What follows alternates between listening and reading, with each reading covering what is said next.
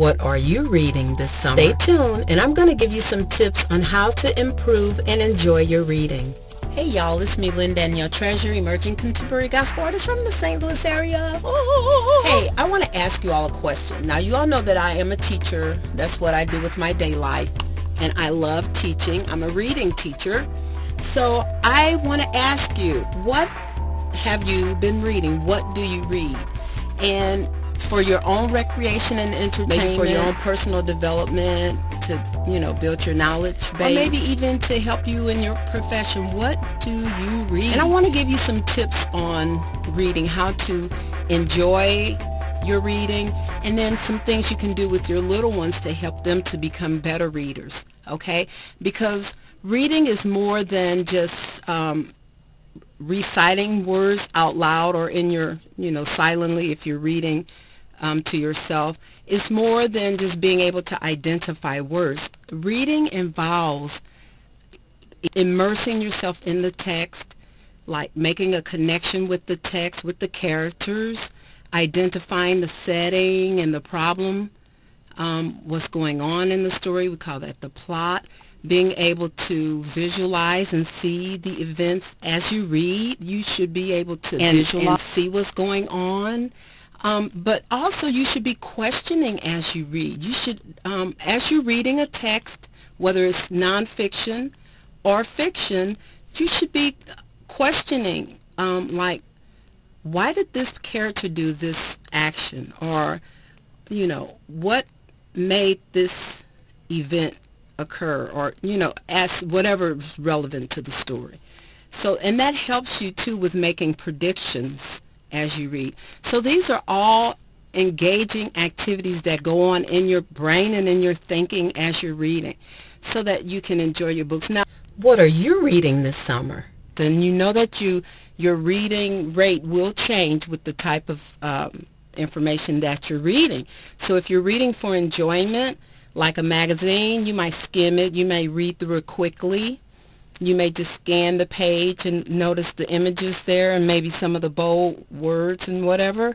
But if you're reading text for like your job, you're going to slow your rate down and take your time and read it so you're getting all the facts correctly.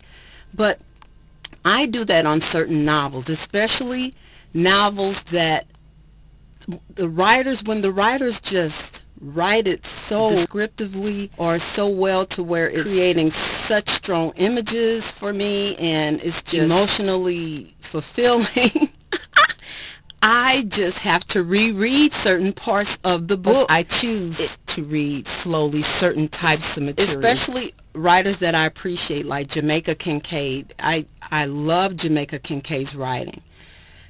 It's so emotionally charged and it's so colorful, and I just wonder, how does she get those words to create those images? She doesn't use cliches at all to draw her images. It's really interesting how she takes words, ordinary word phrases, and creates this picture and these emotions of the character, and it's just beautiful. So if you ever get a chance to read anything by Jamaica Kincaid, look her up, Google her. I'm reading Mr. Potter. I have been reading Mr. Potter for over 2 weeks, and I'm just taking my time because some pages are just packed with these passages. And I don't recommend that everybody read this slowly, but I am. The book only has like under 200 pages. My Lord, I could have been finished like that, but I'm savoring the book. So yeah, when you read, take your time and savor the book. Journal about it. I mean, some of these things may seem corny, but these are activities that we do with our readers. So you may want to journal about it, write a song about the character or the problem in the story. Those of you who are songwriters, you may want to develop a song based on maybe one of the characters or the setting, and just kind of use that reading as a springboard for other activities like discussions with your peers or with your children, or journaling activities. Okay, so Read, y'all. All right, love you. And remember, leave me a comment about what you're reading. Be sure to rate the video and be sure to support my page by subscribing and share my videos with your friends, okay? All right, bye. So I'm coming to you today from my diva closet. What are you reading this summer?